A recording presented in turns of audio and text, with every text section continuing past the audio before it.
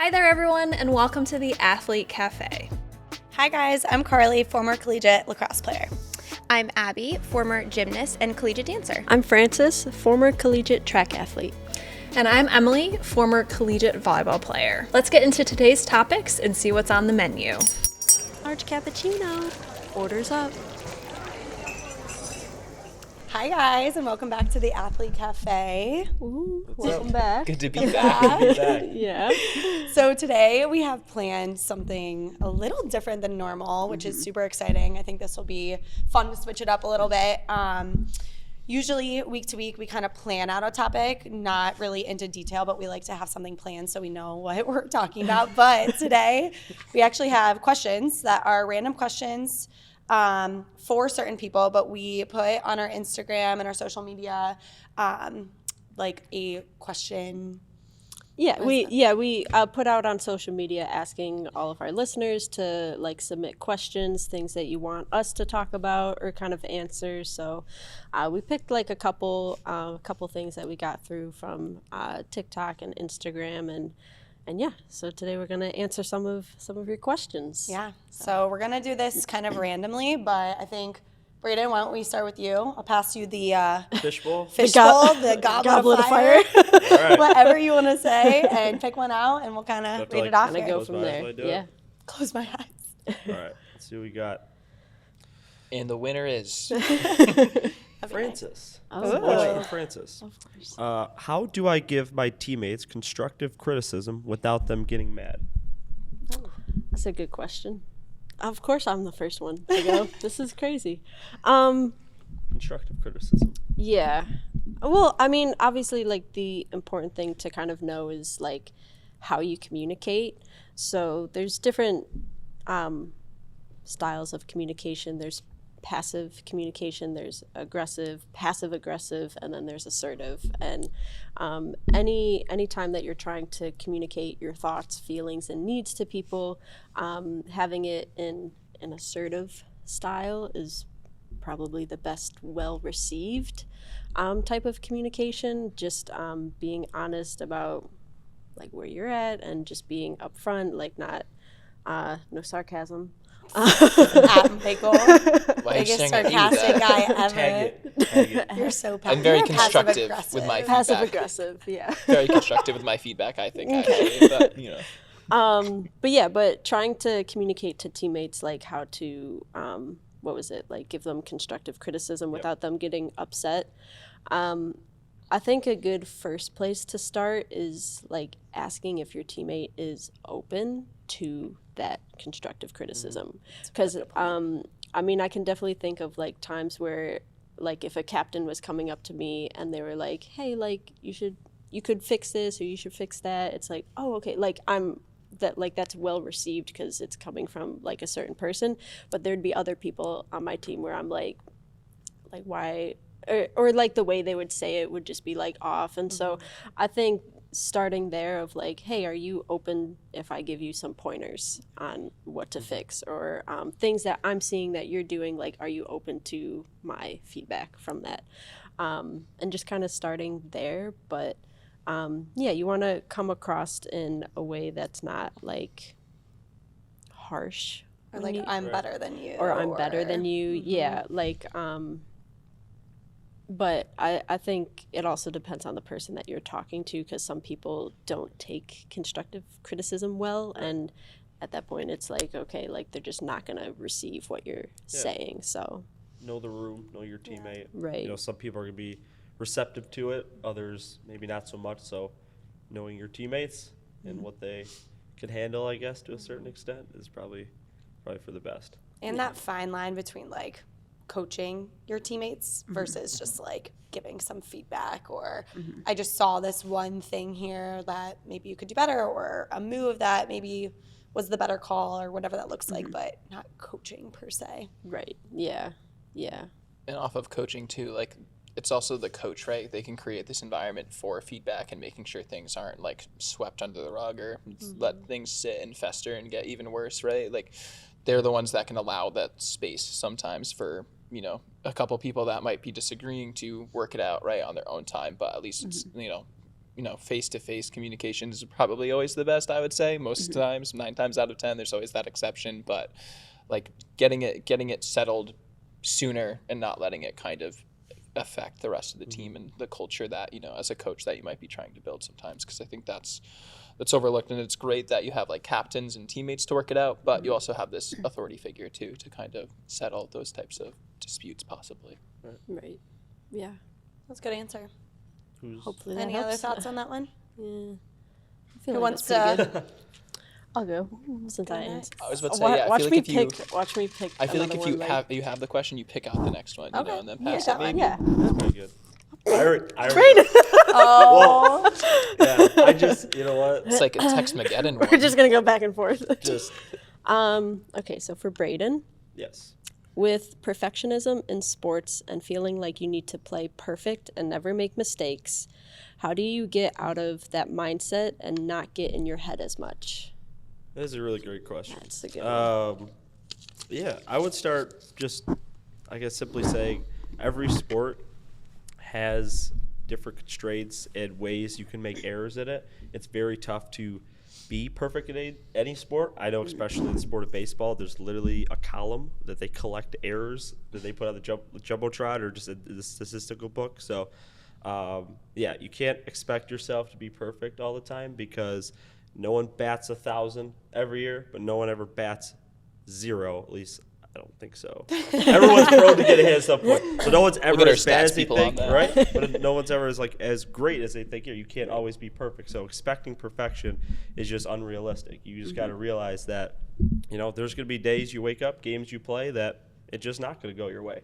That's because it's not necessarily because that you're a bad athlete, you're just not performing up to your expectation. That's how the game flow is going to go. Some games are just built that you were just really good in that environment. You're really good at, I don't know, you see in a certain pitcher and you just can see the ball really well. In some games, it's just not. That's just the way it is. That's just how sports go, and errors occur in sports, and that's why people watch. That's why there's people win, teams lose. Yeah. So. Yeah, I mean, that's exactly how I say it to my athletes. Is the whole basis of sports is like someone wins, someone loses. So there's always going to be like a mistake made in a game, whether it's you or the other team. And so the idea of perfection is just like you can never do it, because the whole idea on sports is that someone is going to make a mistake so that the other person wins. And so yeah, I there's feel like a piece of acceptance there. right. that Yeah, you have to accept that. I think like the way I view perfectionism too is a lot of my perfectionistic athletes or athletes that have those tendencies, like they think in absolutes. They think in black and white. Like either if I win, I'm great, I'm perfect or whatever, or if I lose, I'm a failure, I'm this. But there's so much gray area in sports. And you have to remind yourself of like you said, Braden, you could have a game that is dang near perfect, or you do really well, you have the best game of your life, but the next day or the next game could be the worst, or there could be somewhere in the middle. And I know, Michael, you kind of like to talk about like, I don't know, you can kind of chime in on. What do I like to talk Well, about? I don't want to say I just because you like to say it talk. better. Michael like this. No, No, you know what but- I'm thinking. You know what I'm thinking. I don't.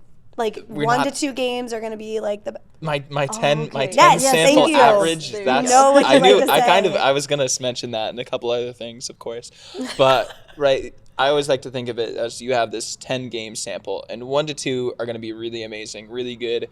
You're going to know why. You might not know why, right? You could just be on that day, or you could just be, what is that noise in the background? Anyway, sorry. You're going to be on, you might know why, you may not know why, right? It's just that day. You could be in the flow state. It could just be, I had a really good warm up. I just know that I hit all my routines before this. And then you're going to have the opposite. You're going to have the 1 to 2 really bad ones. You may know why. You didn't get a lot of sleep. School's been stressing you out, whatever it may be. And then the other part of that is you just have a bad day, right? Everyone has that off day. It just happened to my favorite tennis player, Novak Djokovic, who just lost his semifinal. Of course, I'm going to tie tennis into it a little bit, but he lost, and that's the other cool thing, and it varies by sports, right? Braden with baseball, like 300 is considered really good. That's like you're hitting 3 out of every 10 at-bats, right? Compared to something like gymnastics, where you have to hit this perfect score, right? You're trying to get that perfect 10. A sport like tennis, right? I can play the perfect point, and then it's 15 love, and then I could double fall and lose the next point, right? And make that mistake. So this perfectionism thing is so hard to achieve in sport, right? We strive to be perfect, but we shouldn't be concerned with being perfect, is how I always like to kind of phrase it. Yeah, you chase perfectionism, but you know that you're never going to be perfect because it's about the chase to get there. It's about the journey. It's about all the hard work that you're putting in, and but it's not about being that perfect athlete. Yeah, that's good. Perfect practice makes perfect. What? I think it's one of the sayings. Yeah, it's a saying. It's a saying. It's a saying. Quote it. Quote it. Perfect All right. practice. To the ball. So back to you, because you just. I'll tell you I- first. If it's If it's oh me, my God. this is gonna be crazy. Are you sure you want that one? I don't know. Michael. Oh. right. Here we go. How do you preserve? Persevere. Oh yeah. Oh yeah. Typo. Yeah, it's a Typo. little typo. When the competition is seated higher than you, how do you persevere when the competition is seated higher than you? Yes. Yeah, really good question. I think a I think lot we've of said this. that about all the questions so far. Well, it's what you're supposed to do. It's hot, when you watch political debates, they're like, that's an excellent question. Thank you for asking that. It's just a little redundant, I would say. Just kidding. Sorry, keep going. Of course, that's when I say it, of course. But anyway, right? How do you persevere when the competition is seated higher than you? Or you might just feel, or it's like a perceived threat. You think that they're better, they're faster, they're stronger, whatever it is. You think that going in, you're kind of maybe going to lose. And I think the first thing that you have to realize is you're also really good. You might also be seated really high, right? You could be that number. And I hate to keep bringing it up because it is fresh because I just watched it. But, right, you going up against, right, this tennis match has happened. Number 4 in the world, number 1 in the world, number 4 in the world won against number 1, right? Yeah. Both are still really good, right? You're still top 4 tennis players in the world, right? You're not expected to beat this person, right?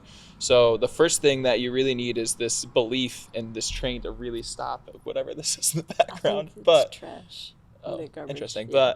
But you need this belief, right? I think that's where everything starts with sports. If you don't believe in your ability, your skills to get something done and beat that person that you are perceiving is better than you, then you're never going to be able to beat them, because instantly in your head, even though you could be physically in the best shape, no injuries, whatever it is, if you just already shut yourself out, you're going to go in there thinking, I already am going to lose, right? We're playing the number 1 seed. We're playing this undefeated team.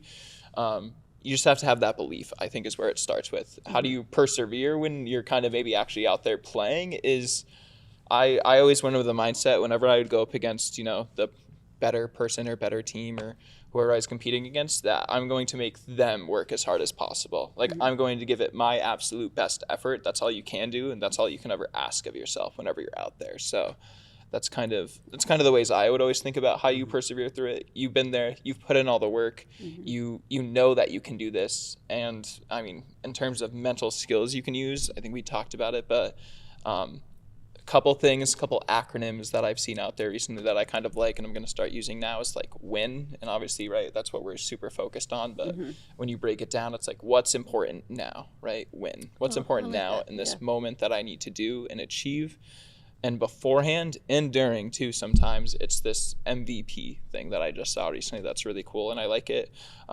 It's like meditate, use mindfulness, kind of relax yourself, visualize, and then positive self-talk, right? To just really get yourself in that moment more. So those are 2 little acronyms now. And right, typically when you win, you want to be that MVP. You might be the MVP. So I think it just kind of flows nicely with that. But that's what I would kind of say for how you persevere when that person is seated higher or the team seated higher, or whatever it may be. I think another thing to kind of like add off of that too is every time you go into a competition, just going in with the idea of like it's a new day for both of you guys. Like, it doesn't matter what they did in the past, it doesn't matter what you did in the past, it matters how you show up today. And that was something that helped me like with my races of like it's so easy to look at the heat sheet and see like their times or like where they're seated at, or like just go back and see like what times they have run.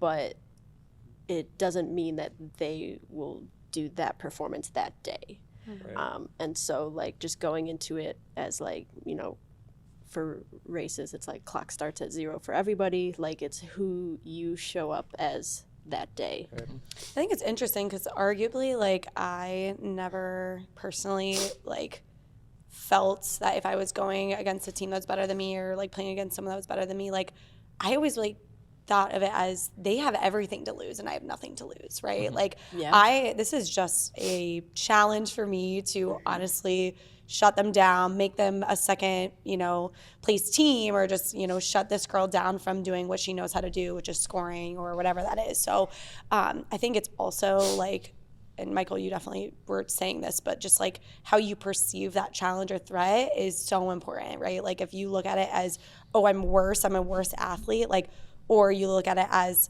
I am very good and I believe that I can beat this person. I just have to go out there and do it. And then I will be, you know, place higher, or I will have a higher seed than this person. But viewing it more as a challenge than a threat, I think is like something that always helped me personally. Yeah. Like Fred said, like any given Sunday, a 2 seed could lose to a 3 seed. It could be over that quick. I wonder what you're referencing there. I'm just stating numbers. Like I was, yeah. Yeah. Right. Yeah. Right, of course. All right, Michael. Of course. Yep. My turn? Yeah. I kind of want to pick one of the yellow ones. Do it. I'm not going to. Ooh.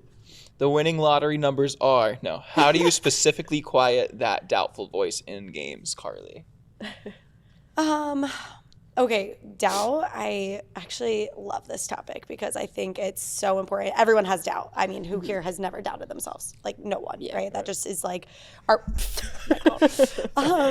brains like are programmed to go to the negative side of things. And if you are you know, someone that maybe struggles more with anxiety than others, like you're going to doubt things. You're going to worry about the future. That is just a part of your brain and how it works. So I think like when I learned about doubt, I think the biggest takeaway I had was just noticing the doubt and doing something about it is the best part, because we all have it. And I think often when I was an athlete, if I doubted myself, I would just be like, oh, I'm doubting myself. And like, I didn't do anything about it. I just would continue doubting myself, right? So like, I think, you know, a simple strategy that you can do is, one, just identify when you are doubting yourself, like, oh, I don't think I can do this, or I can't finish this race, or I can't beat my, you know, percentage or numbers from last time. Like when you doubt yourself, identify it, notice it, but then counter it with like, well, what if I do beat it? What if I, you know, kind of like those positive what ifs versus negative what ifs, I think are really important when it comes to doubting. Just countering it with something on the alternative or the flip side, rather than just letting the doubt sit there. Yeah, it's kind of how I would say. Yeah, and I mean, we can't predict the future of what's going to happen, so it's the same likely chance of those negative what ifs happening or those positive what ifs happening. Like same chance that it could go either way. And as long as you are putting in everything that you need to do in the present moment, you're setting yourself best up for those positive what ifs. So yeah, definitely challenging all of that doubt with, okay, well, what if I am my best today? Yeah, like, yeah, exactly. So I think that's good. Do you guys have any thoughts too? Or is that Do you want to go? all Do you want to go first? encompassing? I did something recently that I don't really do, but with the weather recently here, I read a book. So I did some light reading. Yeah, I'm gonna call it reading, but light reading. This book called shockingly, and I don't see the faces, The Inner Game of Tennis. And what it really does is, it was cool. It applies to a lot of other sports, so I highly recommend it. It was a good read. But it talks about you have these two different voices. You have this voice one, this voice two. One's the critic, one's not the critic, basically. Think of it almost as like the angel and the devil kind of on your shoulders back and forth. And one's going to have a more powerful voice, and it's typically the one that's negative, because we're hardwired negative as kind of human beings. We remember those bad things that happen to us as much as we remember the good things. But like think when you're a kid and you touch that hot stove, and you're going to never forget that. You'll remember why, right? Because it was a perceived threat. But the first thing, like Carly kind of said, was just like you have to be able to identify it. You have to be able to identify the doubt and the negativity, and then you have to kind of reframe it possibly to be positive. And that's the part that's super hard, right? We can identify it. It's hard to then reframe it and go through the positive what ifs, or kind of to, change it to be positive, addressing what that negativity is about. If it's about, these fears or doubts, you kind of have to normalize that. If it's nerves, right? It's okay to be nervous. I can go out there and compete and try my best, whatever it may be. But kind of the voices that you have, and, one's going to be a critic, one's going to be a little better for you, right? Like that was a really good shot I just hit right there. Like proper form, proper technique, everything. So you have these two different voices, and whichever one you let win that day is probably going to dictate the outcome for you. Yeah. And for our younger clients, we say like the believer brain and the bully brain, like Right, the brain or the voice in your head that talks, negatively or bullies you internally versus the one that's optimistic, helpful, positive, or neutral, right? So, do you have any thoughts? He actually answered it really well. The reframing the self-doubt. That's kind of where I was going to go. So Perfect. Fair. Yep. All right, you can pick. All right, I am gonna do a yellow. A yellow. If Okay. I can. So the yellows Double. are for anyone. I feel like. double bonus. Are you just going to pick, No, I think like whoever wants to answer it, I think that would be good. Oh my God, It's like this Jeopardy. is funny. Who would win the sharpened skills training versus Black Valve wiffle ball game? So just to fill you guys in, Black Valve is the company who does our podcasting and videography and just All of that. all of that stuff. So like how they make this possible is because of Black Valve. They're a great company. So shout out Black Valve. They have a great staff too. We love them. They're so funny and awesome. the dog belongs to Black Valve also. Yes, the dog that's usually here is the owner of Black Valves. But the owner, Evan, brought up today a wiffle ball game between his staff and our staff. So who wants to answer this one? Who's going to win? I think we need our MVP over in the corner over there, Mr. Baseball himself. As long as you have me leading the team here, we're definitely going to win. I think I can put a pretty good lineup together. I feel I can mix everyone's skills, put them in a right position to make some plays. And I don't see why we couldn't win. I feel like my secret hidden talents in basketball, Hidden talents could come out. Maybe I have some in wiffle ball too. So Possibly. So That's so funny. I'd be shocked if it was like that. That'd be crazy. I mean, to Really? be honest, I think we will did you see destroy my them. threes? If I did, because I had to defend by myself against the board. I am Who ready. here gets really competitive? Yeah, we're gonna win. I am ready. I'm just kidding. I We'll- can see we'll them. play. They always are playing games out there, though. No, yeah. What if the dog just has the ball and is running around the bases? We're not going to catch him. No, I'll let them go. All right, serious next question. That was a good one, though, Evan. All right, Francis, this is for you. How do you bounce back fast from a bad race so you don't throw away your other races and or let your teammates down? Yeah, kind of a loaded question. It's a really good question. I was going to say she answered it differently. No, so I think when it comes to obviously like with track, a lot of people do multiple events that day. So having to go from one race to the next is something that track athletes like we all understand. Like it can be hard sometimes, and if your first race is great, like it just leaves you on a high for the rest of the day. If the first race is tough, yeah, it's hard to come back from that. But I always kind of go back to making sure that you have your pre-race and post-race routines.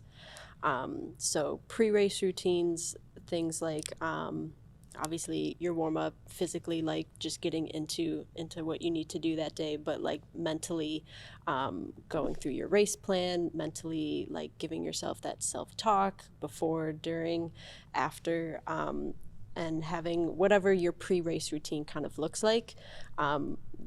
Having that consistency always kind of sets you up so every race is a new race, a clean slate, like you have that pre-race routine. But then post-race routine, on a day where you have a lot of events and you don't have a lot of time in between, doing whatever you can post-race to just like let yourself know that it's done, time's there, I can't change it. I have to focus on this next one. Like, just anything you can do to like kind of let that reality kind of like just sit in and not give energy into what you just did. Like it's always about moving that energy forward, and it's like, okay, like I can't change it.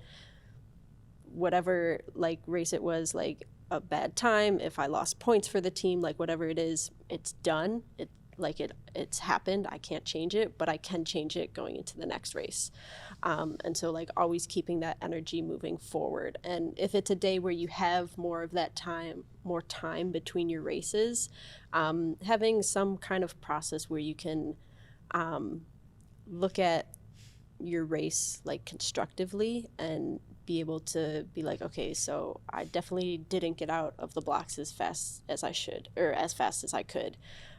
So in my next race, that's what I'm going to focus on. And so taking things that like maybe didn't go as well for you in that first race and using it as a learning experience for the next race. But having those pre-race, post-race routines and self-talk is huge in those. Like, I feel like that kind of helps the best, like kind of changing your mindset race to race. It's a good system. It's also like too, this is not to be about races, right? Like if it's like tournaments, so you have like multiple games in a day too, whatever it is, to build off the routine thing. What I usually like to go over with everyone is, right, you have these routines, right? What are they? What are you typically doing?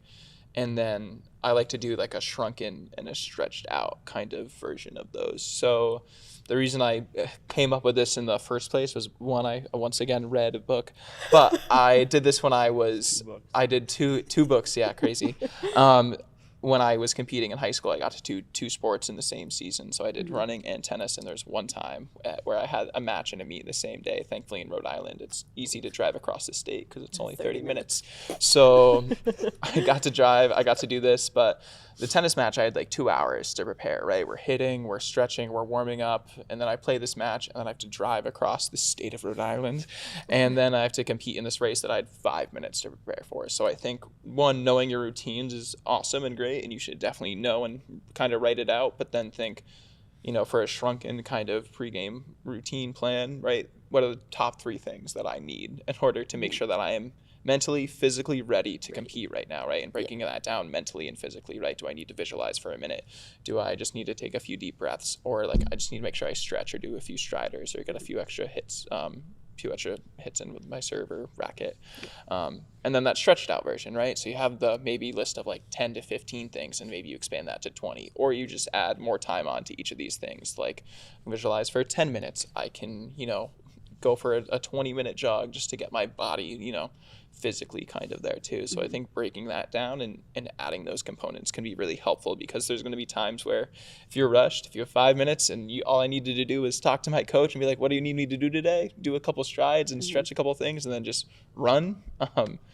That's kind of what you need in order to feel ready in that moment, instead of feeling rushed and unprepared. Okay, that's good. Awesome. I know it's not me, so.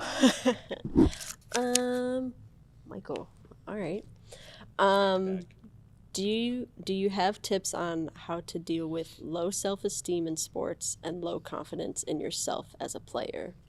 Ooh, a two-parter here. So, low self-esteem and low confidence. So I guess one, they are different, even though they sound similar. They kind of play into each other. I gotta think through this for a second here.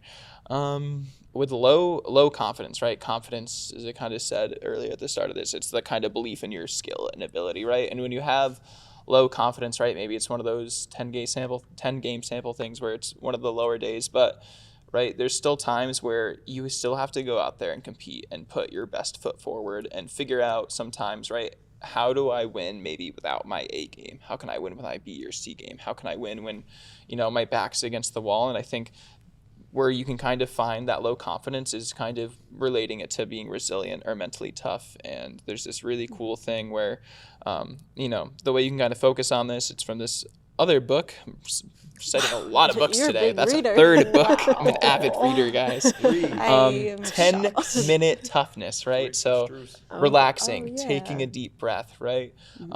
Getting that positive self-talk, it's huge, right? You need that to hype yourself up and amp yourself up. then going back to this like personal highlight reel, right? Creating this kind of big 3 moments where you've competed at your best, and it's competed. It's not won, because that's not always, those things aren't always mutually exclusive. They're not the same thing. You could play really well and lose still. So, right, but knowing those moments, you can rely on those past experiences. Like, I've been here before. Like, I have no confidence in my shot, no confidence in kind of maybe my body or mind today, but maybe I had this in the past and I still came out on top or still came out ahead. What can I do to kind of use what did I do in those moments and kind of rely on those. Knowing your motivations, knowing your why is huge for sports. If you're competing for the wrong reasons, it could be really draining. It could be emotionally draining. It could be physically draining, whatever it is. And then kind of going back and taking that deep breath again and kind of realize, right, that WIN acronym, what's important now, right? Trying to stay in that moment the best you can, because that's a lot of times where low confidence comes from. It's all these hypotheticals that start flooding into your head.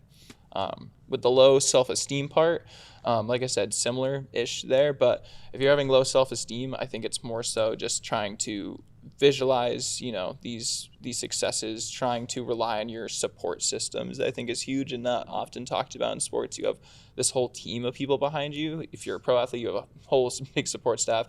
And even if you're a high school or college athlete, right, there's all these other people. You have physical trainers, you have coaches, assistant coaches, your family, your parents, teammates, even sometimes the other opponents, right? You could be friends with them too, and they can kind of, give you some confidence off of that. So I think for that, it's recognizing and realizing what those supports are in order to kind of boost that self-esteem up a little bit. Like your parents, like you've been there before, you got this, like you had a tough day, but I know you're going to go out there and do your best, whatever it may be.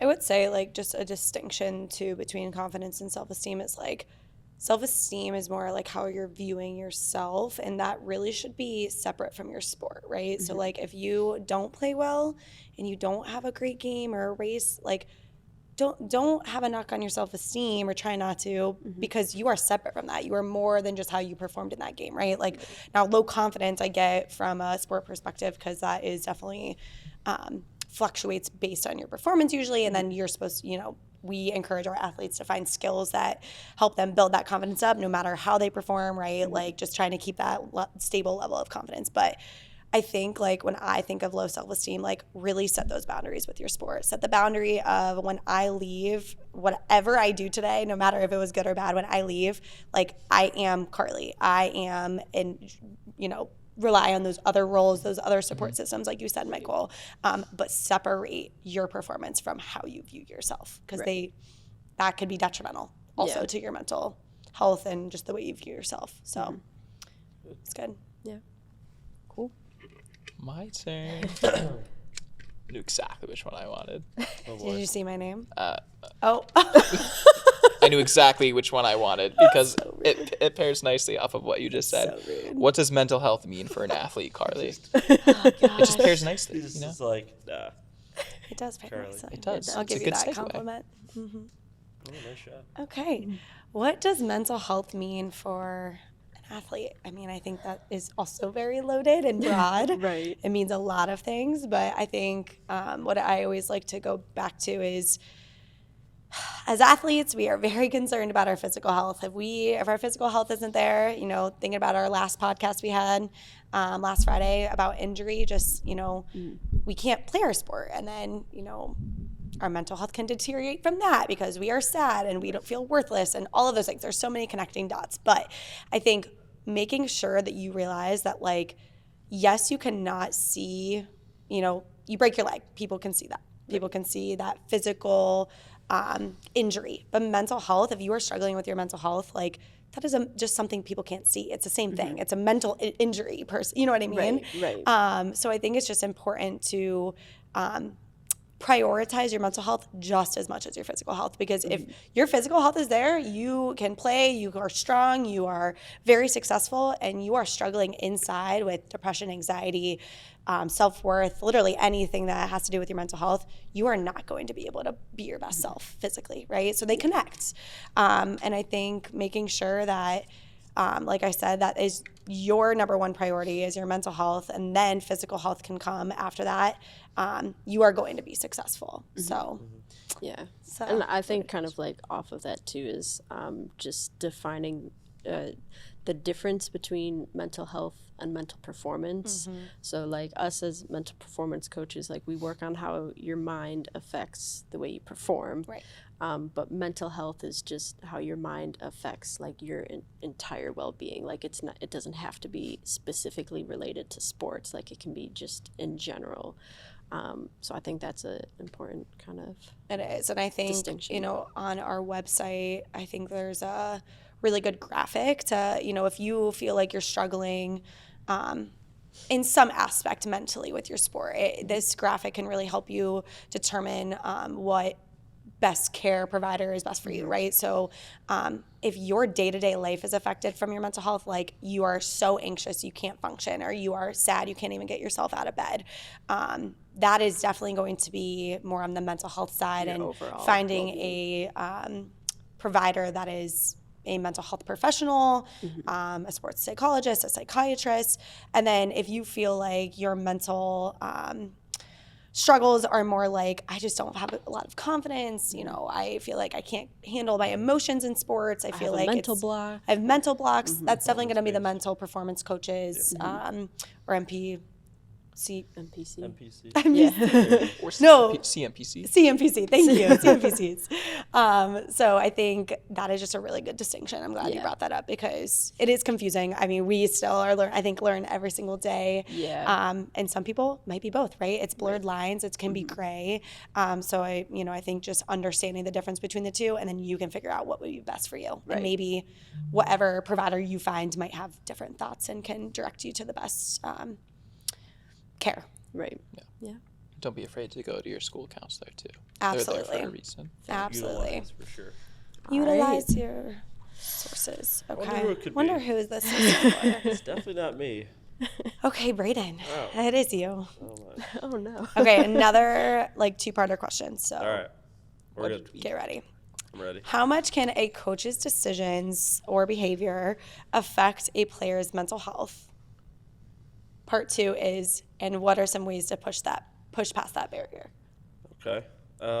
Yeah, that's a really good question. So, start with the first one. So, coaches obviously have a big influence and effect on their athletes and their teams. And I feel like in some situations, coaches do have to make tough decisions. And that could be benching a player, that could be taking a player out of the starting lineup, right? And that could severely, so what I tend to know, so a couple of my athletes that this has happened to, drives a very negative connotation to how they look at their career. Well, I'm not a starter anymore.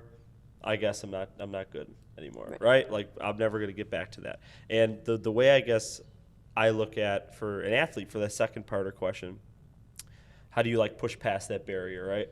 I was like, well, you could take 2 paths. You could say, I'm going to throw myself a pity party and be like, maybe I'm just not that good. I'm never going to be a starter. Or you can find out what maybe you're doing wrong and what you could correct. Maybe have some communication with the coach and find out a way that you can maybe regain your starting spot or get back on the field and play more consistently. So I think throughout there are a lot of barriers in many different teams, many different sports. Every sport has a different type, right? I mean, you look at, I guess, my specialty is baseball and football. Being out of the starting lineup, putting in the starting lineup is just a natural thing. If a player's not performing, that sometimes is what happens. But not letting that truly affect how you think your athletic career, how you think your career is going to go from there.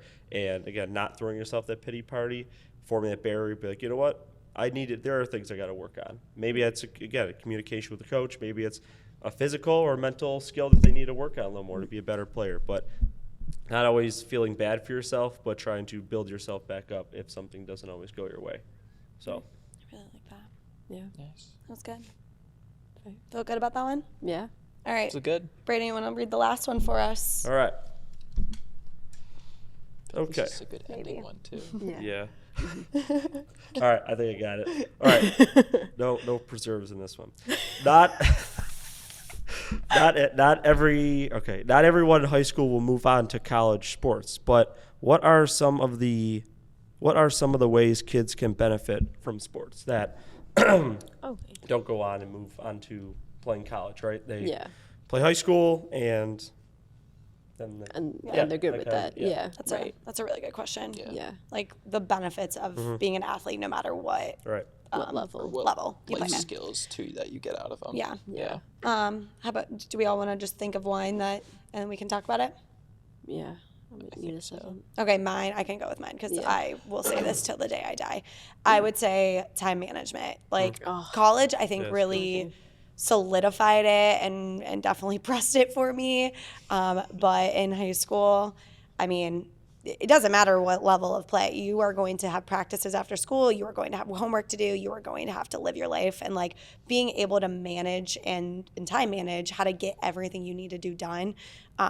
Definitely learning that in high school and having that set yourself up if you do want to go to the next level for college is great. But I feel like the foundation for my time management skills was definitely in high school for me. I think like as much as possible, if coaches are pressing that, like you need to be on time, you need to be here, right? Like that's so important. It doesn't matter if your team is, the best team in the state or you are the worst. Like I just think that is a fundamental skill that will stay with athletes and children and teens and youth for a very, very long time and will help them later in life. Yeah. I have two really good ones. You're only So allowed I know. So I'll go with one, Say and it. if my second one is not said, I'll circle back.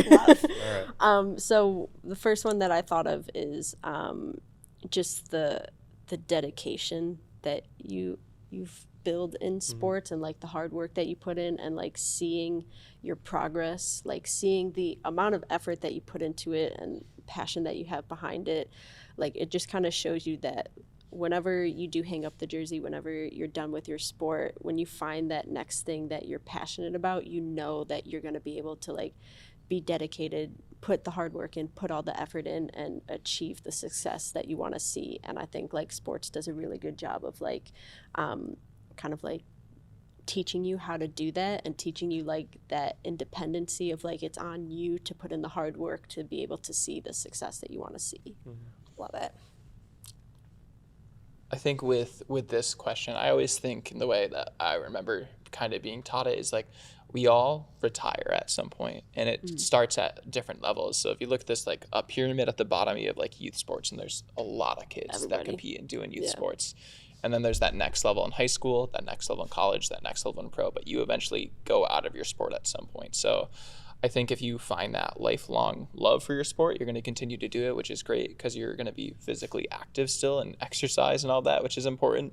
But I think the biggest thing that I learned, from each level is just like you learn so much more about yourself, whether you become a better communicator, come out of your shell, or the relationships and friendships you make, the leadership skills that you kind of can get out of this. You just have this ability to kind of continually change. And I think that's like the biggest thing that I got out of kind of my athletic career experience after I retired. Not of the coaching side is the way I like to phrase it. I retired, but like just how you can constantly be able to change and push yourself to things that you probably didn't expect before. Yeah, that's the word. Yeah. I also think too, like if your career ends in high school, that doesn't mean be the actual end of like you enjoying the sport. Like I didn't go and play Major League Baseball, but I love to watch Major League Baseball. Like I love to watch baseball all the time, but and football too. But I didn't go and play pro. But that's okay. Like your sport's gonna end at some point, whether you go all the way or you don't. But that doesn't mean you can't still enjoy it. Years in advance. So social or competitive piece, joining a rec league or something, and intramurals, whatever it may be. But sticking with it, staying with something, doing something, using your time well. To Carly's point of time management, it's like huge and crucial and awesome. Yeah, it's good. Completed the fishbowl. Yeah. You did it. So obviously all the questions are done, but as always, you guys, we are so open to questions, no matter if we're doing a podcast and answering them. Like we will respond to you on any of our social media. Feel free to DM us, and we will get back to you as soon as we possibly can. And maybe down the line, if we get enough questions, we can do this again with our other coaches too. So, Awesome. You guys have anything else? Stay tuned, because when the next time we're recording, Braden and I are going to debut mental breakdown of the Super Bowl. I don't know if that was approved M is yet. for Michael and B is for Braid. Just if you. I'm having positive self-talk and putting it out there. Hopefully, it will be Putting approved. it out into the Oh yeah, universe. that's your game. Yeah. But Mental breakdown. yeah, we're gonna have a lot of new, cool and exciting episodes coming up in 2024. So definitely stay tuned. And as Carly said, if you guys ever have questions, or if you want to share your sport experience, if you ever have ideas for things that you want to hear us talk about, please feel free to reach out to us on social media. So. Yep. All right. See you guys next time. If you like what you're listening to, be sure to follow the Athlete Cafe on Instagram, TikTok, and YouTube. You can find us wherever you enjoy listening to your podcasts.